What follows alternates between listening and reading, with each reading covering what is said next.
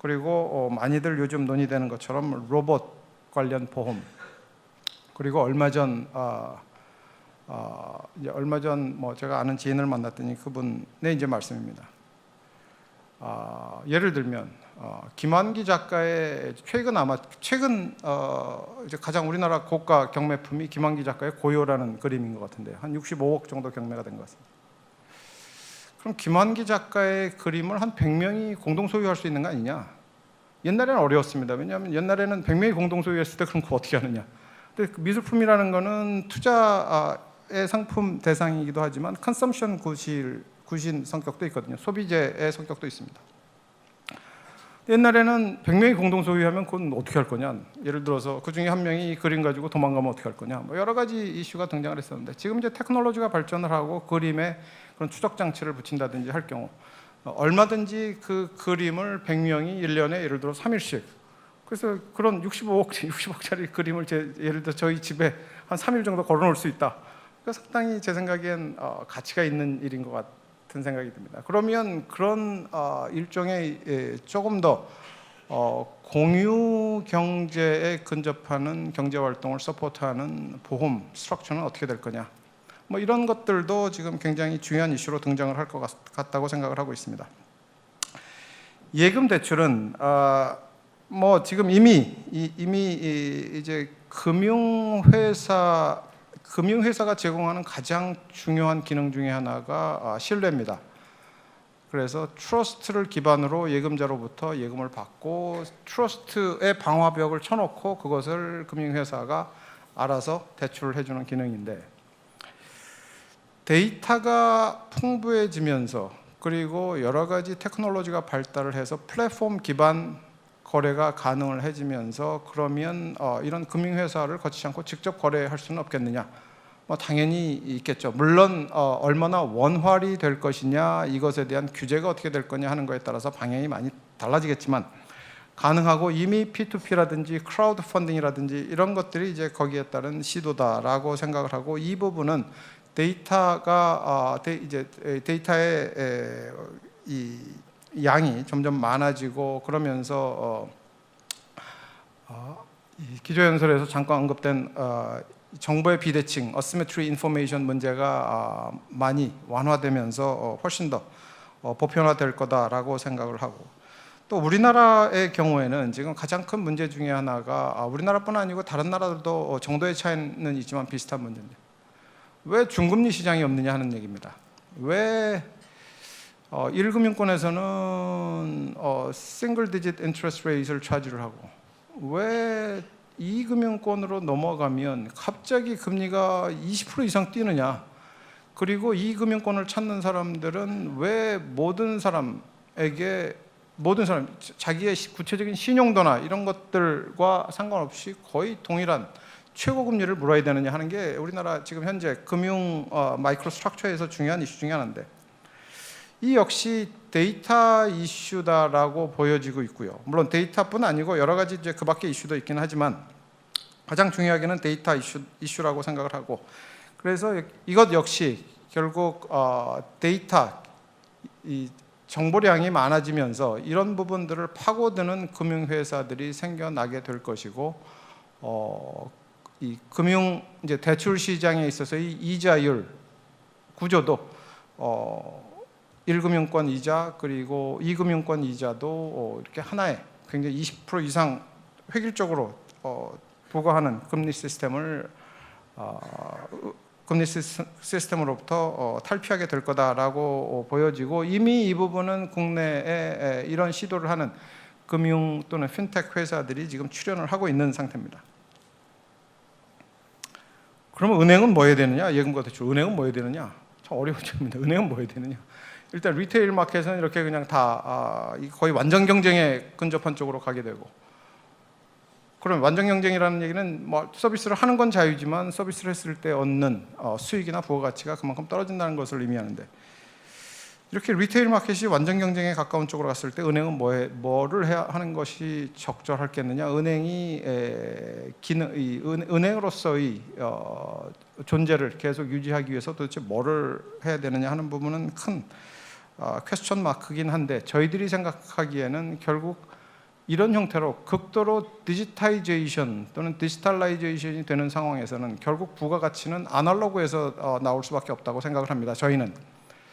그래서 결국엔 디지털라이즈가 된다는 얘기는 초기에는 그것이 엄청나게 실제로 마켓 프라이스도 비싸고 굉장히 부가가치가 높은 것처럼 보일 수가 있어도 그것이 굉장히 빠른 속도로 보편화되고 그리고 이제 그런 이 시스템들이 일반적으로 사용이 되면서 그 시스템을 사용하는 또는 그 시스템에 의존한 비즈니스 모델은 완전 경쟁에 가까운 쪽으로 굉장히 빠른 속도로 진화할 수밖에 없다고 생각을 하고요.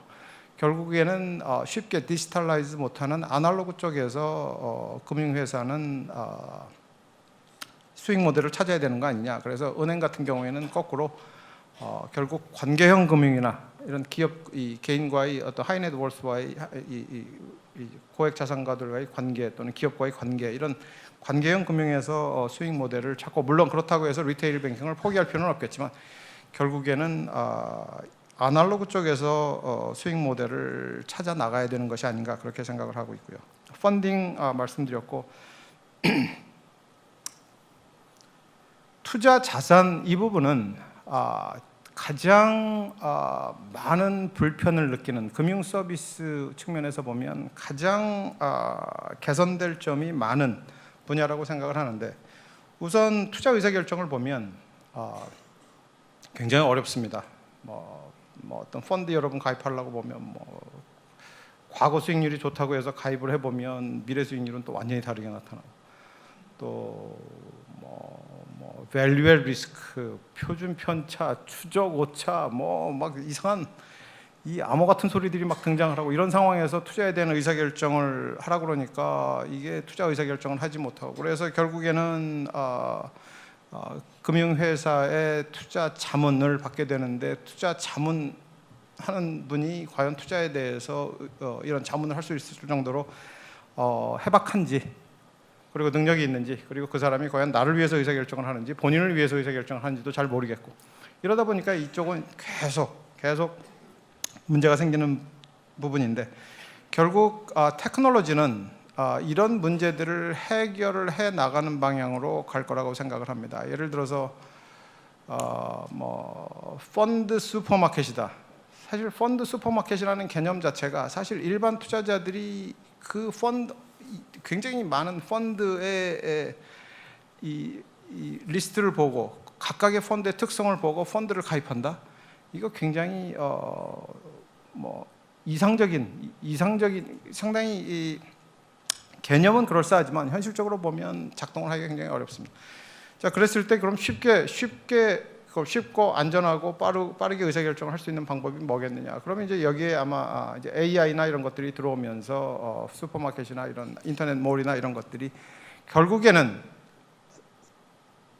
사람은 의사결정을 할 때 두세 개 이상 대안이 넘어가면 의사결정하기가 굉장히 어려워집니다. 그러면 결국 한 두세 개 정도로 대안들을 좁혀주고 거기서 의사결정을 하는 형태로 가지 않겠느냐라고 생각을 하고요. 그리고 금융주치, 1조가 재산이 있으면 일종의 패밀리 오피스를 만들게 됩니다. 그래서 패밀리 오피스를 만들어서 거기에 몇 명 고용을 해서 나를 위해서 내 재산을 굴려주는 그런 전담 인력을 배치하게 되는데, 예를 들어서 내가 1억이 있을 때 과연 내가 그런 서비스를 받을 수가 있겠느냐? 현실에서는 굉장히 어렵죠. 그러나 AI가 발전을 하고 이 로봇, 여러 가지 로봇 시스템이나 이런 것들이 발전을 하게 되면 이런 것들도 향후 가능한 방향으로 갈 거다라고 생각을 하고요. 그리고 이제 시장 인프라 분야인데, 작년 IMF 가을 총회에서 나왔던 얘기입니다. 우버가 회사를 상장할 때 꼭 뉴욕 스탁 익스체인지에서 상장을 해야 되느냐? 블록체인 기반으로 전 세계를 대상으로 상장을 할 수도 있는 거 아니냐? 예를 들어서 어떤 블록체인 기반으로 어떤 장외 거래 시스템, 셀프 레귤레이트가 되는 장외 시스템이 있어서 거기에 상장을 시키고, 그렇게 되면 예를 들어서 비트코인 커런스로 이제 우버 가격이 정해진다고 가정을 하면, 그러면 전 세계에 있는 모든 사람들이 그 플랫폼에 접속을 해서 우버에 대한 주식을 얼마든지 거래할 수가 있게 되는데, 이럴 경우 그럼 지금 현재 우리가 갖고 있는 각국에 속해 있는 거래소라는 것이 무슨 의미를 갖겠느냐.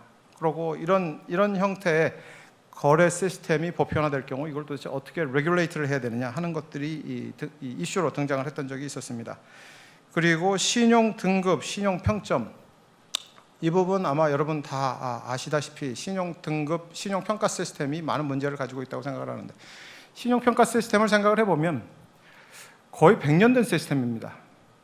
지금 우리가 갖고 있는 테크놀로지, 우리가 갖고 있는 컴퓨팅 파워, 이런 것들은 100년 전과 비교를 하면 사실 비교할 수 없을 정도로 지금 발전을 해왔는데, 아직도 신용 등급을 뭐 트리플 A, 더블 A, 싱글 A, 물론 그 안에서 세분화도 됐지만 이런 형태로 가져가는 것이 맞는지, 그리고 지금처럼 정적인 신용 등급 시스템을 가지고 가는 게 맞는지.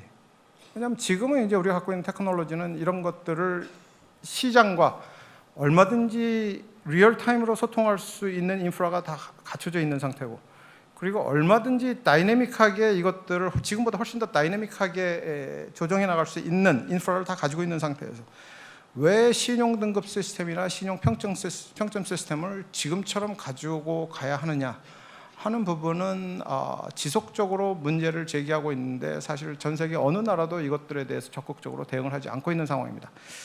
결국 이 부분도 진화를 하지 않겠느냐 생각을 하고, 또 마지막으로 왓슨, 켄쇼 등 이런 것들이 결국에는 인간을 대체하는 것이 아니고, 예를 들어서 제가 어떤 투자 자문을 받는다고 했을 때 최소한 하나의 문제는 풀어준다고 생각합니다. 어떤 문제를 풀어주냐면 그 사람이 나를 자문할 정도로 충분한 능력이 있느냐.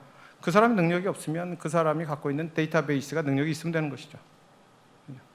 그랬을 때 트러스트에 관련된 두 개의 이슈, 능력이 있느냐, 나를 위해서 의사결정하느냐 했을 때 최소한 전자 부분은 이런 왓슨이라든지, 왓슨도 결국 의사들이 결국에는 왓슨을 환자들을 대하는 하나의 툴로서 사용을 하게 되지 않겠느냐라고 생각을 하는 것처럼, 켄쇼라는 왓슨에 해당하는 이제 경제 분석 시스템도 그런 형태로 이제 상용화되지 않겠느냐 생각을 합니다.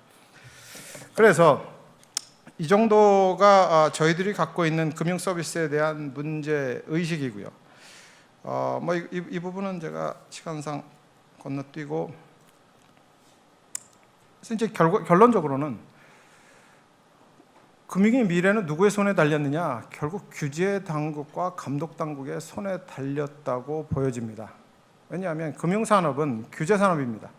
그래서 규제의 목적은 여기 동그라미 안에 있는 것처럼 금융시장 안정, 금융소비자 보호, 그리고 최근 이제 등장하는 세 번째 이 금융 규제의 목표로 등장하는 게 이제 사회 정의 실현. 이건 뭐냐면 자금 세탁 방지라든지, 또 엔타이 테러 자금, 테러 자금 지원 방지라든지, 이런 목적으로 금융 산업을 규제를 하게 되는데, 기술이 변하게 되면 결국 산업이 변하게 되고, 산업이 변하게 되면 결국 사람들의 행태가 변하게 됩니다. 이런 것들에 맞춰서 규제를 진화를 시키지 않으면 금융 산업은 성공적으로 진화하기가 매우 어렵습니다. 뭐 당연히 예를 들어서 시장에서 굉장히 다양한 시도가 있게 되는데, 그것들을 그냥 놔두다가 어느 정도 큰 다음에 문제가 생긴다고 추세와 완전히 역행하는 규제를 하게 된다. 그렇게 되면 그 시도는 다시 원점으로 돌아가게 되고, 이런 것들이 반복되다 보면 결국 다양한 시도 자체가 무산이 되는 그런 결과가 있게 되기 때문에, 결국에는 규제 당국이 결국에는 키를 가지고 있다고 저희가 생각을 하고, 규제 당국의 기술 진화에 따른, 금융 규제 당국의 기술 진화에 따른 규제의 성공적 진화, 감독 기능의 제고는 엄청나게 막중하면서도 엄청나게 어려운 일이라고 생각을 합니다. 그렇기 때문에 규제 당국의 여러 가지 기술에 대한 대응 능력, 산업 진화에 따른 대응 능력, 이런 것들이 현저히 제고돼야 된다고 생각을 하고요. 그래서 규제 감독 당국의 시장과의 적극적 소통이 필요하다는 말씀드리고, 감독의 효율성 제고, 결국 규제를 완화할 수 있느냐 없느냐의 중요한 요인 중에 하나는 감독을 얼마나 효과적으로 할 수 있느냐에 따라서 규제를 더 완화시켜 줄 수 있느냐 여부가 결정이 된다고 볼 수가 있기 때문에 감독을 훨씬 더 효율적으로 할 수 있으면 그만큼 풀어줘도 되는 거죠, 사실은. 그래서 감독의 효율성 제고, 그리고 기술 발전 및 금융산업 변화에 따른 규제 편익과 비용 인식 변화, 비용의 변화에 대한 인식. 그래서 과거에 규제가 갖고 있던 편익과 비용은 기술이 발전하고 산업이 발전하면 바뀌게 됩니다. 그랬을 때 거기에 맞춰서 규제를 서서히 변화시켜가는 그런 노력, 그리고 기술 발전에 따른 금융 소비자의 행태 변화를 인식을 해야 되고, 그리고 결국 금융 산업에 있어서의 이 히스토리를 보면 굉장히 다양한 시도가 언제 폭발적으로 그 산업 또는 그 서비스를 폭발적으로 시장 자체를 또는 서비스에 대한 수요 자체를 폭발적으로 증가시키느냐 하면 표준화 작업이 일어나고 난 후에 이제 폭발적으로 증가하게 되고, 결국 금융 산업에 있어서의 이 글로벌 표준화라는 것이 굉장히 중요한 의미를 갖게 되는데, 규제 당국, 감독 당국, 글로벌 분야에서의 글로벌 표준화 노력에도 적극 참여하는 것이 좋겠다고 생각을 합니다. 이 정도로 저의 말씀을 마치도록 하겠습니다. 감사합니다. Thank you, Mr. Shin. 네, 신성환 원장님 감사합니다.